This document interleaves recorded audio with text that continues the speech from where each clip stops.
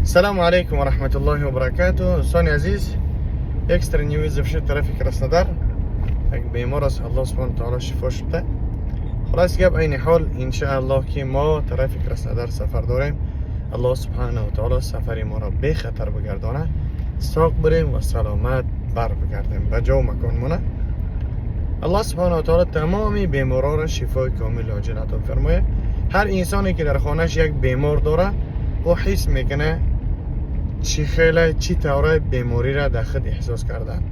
از همون خاطر از الله تعالی میکنیم که هیچگاه یگان کسی شما بیماری را در خودتان تحمل نکنید.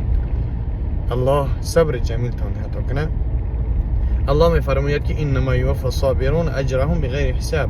آنانی که صبر میکنن الله اونها را چنان اجر ثواب میده که بغیر حساب و کتاب است. الله نگهبانتان باشه و صبر باشه.